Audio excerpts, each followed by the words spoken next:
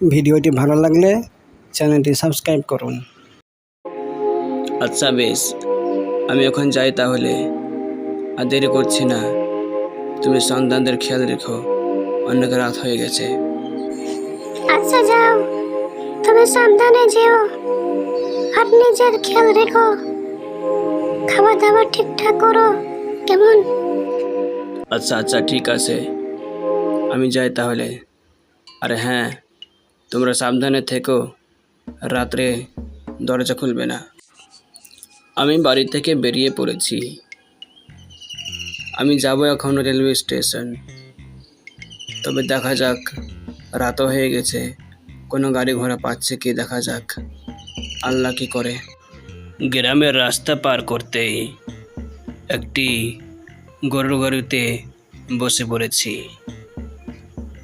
আমার মনে হচ্ছে গরুগুলো খুব ক্ষুধার্ত, আস্তে আস্তে হাঁটছে। তবে আমি এখন রওনা দিয়েছি স্টেশনের পথে। স্টেশন যাওয়ার জন্য আমাকে নদী পার হতে হয়, তাই আমি যাচ্ছি এখন নদীর ঘাটে। দেখা যাক। আমি আর কাকু যাচ্ছি নৌকার ঘাটের দিকে। রাত হয়েছে তো, তাই একা যাচ্ছি না। দেখো ছেলে, আমি তোমাকে রেখে চলে আসবো। এ কি কাকু, আপনি আমার সঙ্গে যাবেন না? আমাকে স্টেশন পর্যন্ত অন্তত রেখে আসেন। রাস্তাটা ভালো না, আপনি তো ভালো করে জানেন।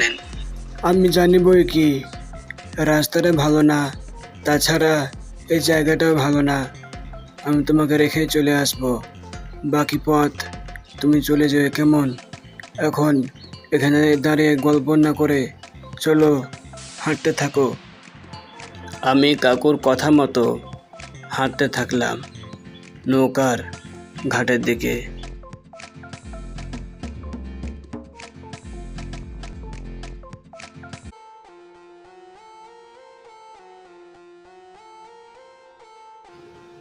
এই যে মাঝি ভাই, তুমি একটু এই ছেলেটাকে পার করে দাও। সে কিছু চিনে না, তুমি তাকে এই ঘাটটা পার করে দাও। হ্যাঁ, যেতে পারি, তবে 100 টাকা ভাড়া লাগবে, নইলে যাব না।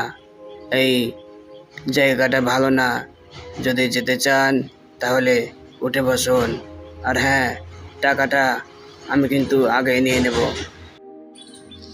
আমি জায়গাটা ভালো না শুনে আমি তার নৌকায় বসে পড়লাম, কিন্তু নৌকা টলমল করছিল, আমি ঠিকভাবে বুঝতে পারছিলাম না।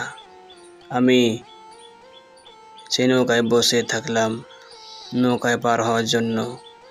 দেখা যাক কতক্ষণ সময় লাগে। আমরা ঘাট পার করে এমন একটি জায়গায় চলে এলাম, যে জায়গাটা খুব ভয়ঙ্কর মনে হচ্ছে দেখে। মাঝিও চুপচাপ সে নৌকা চালাচ্ছে, কোনো কথাই বলছে না। ঘাট পার হতেই এমন এক জায়গায় এসে পড়েছি, আমাদের নৌকাটা আটকে গিয়েছে। আমি দেখি আমার কলিজাটা পুরো শুকিয়ে গিয়েছে, মুখ দিয়ে কোনো কথা বার হচ্ছে না। তারা যেন কি বলাবলি করছে, একটি কঙ্কাল ও একটি ডাইনি বুড়ি